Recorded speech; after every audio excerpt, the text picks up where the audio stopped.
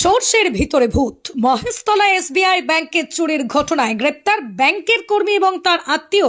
হ্যাঁ, এবার ঘটল সেই ঘটনা। যা ঘটল তাতে প্রমাণ হয়ে গেল ঠিকই বলে সেই প্রবাদ, সর্ষের ভেতরে ভূত। গত 25শে নভেম্বর মহেশতলার এসবিআই শাখায় লুট ও চুরির কিনারা করল ডায়মন্ড হারবার জেলা পুলিশ। উদ্ধার চুরি যাওয়া সমস্ত টাকা, গহনা। গ্রেপ্তার ডি গ্রুপ কর্মী ও তার স্ত্রী সহ 3 জন। এসবিআই শাখার সিসিটিভি ফুটেজ পাওয়া না গেলেও পার্শ্ববর্তী এইচডিএফসি ব্যাংকের সিসিটিভি ফুটেজেই মেলে সাফল্য।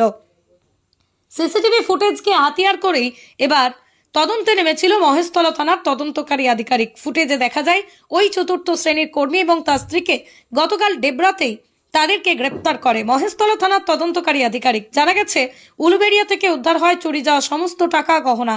তবে দম্পতি সহ বাকি একজনকে কোথা থেকে আনা হয়েছে সেটা পুলিশ এখনো জানায়নি। পুলিশ সূত্রে জানা গিয়েছে, একটি সাংবাদিক সম্মেলনের মাধ্যমে সমস্ত ঘটনা জানানো হবে। তার আগেই ডায়মন্ড জেলা পুলিশের সুপার রাহুল গোস্বামী সহ অতিরিক্ত পুলিশ সুপার অম্লান কুসুম ঘোষ, এসডিপিও কামরুজ্জামান মোল্লা এবং গ্রেপ্তার হওয়া ওই 4র্থ শ্রেণীর কর্মীকে সঙ্গে নিয়ে ঘটনার পুনর্নির্মাণ করা হবে। পুলিশের জেরায় অভিযুক্ত স্বীকার করেছে, বছর দেড়েক আগে প্রাক্তন ব্যাংকের ম্যানেজারের বিশ্বস্ত কর্মী ছিল ওই অভিযুক্ত। আজ রবিবার হলেও ব্যাংকের সমস্ত কর্মচারীকে ব্যাংকে আসার জন্য ডায়মন্ড হারবার জেলা পুলিশ তলব করে। তবে 4র্থ শ্রেণীর ওই কর্মী এখনো এসবিআই এই শাখায় কাজ করতো কিনা তা জানা যায়নি।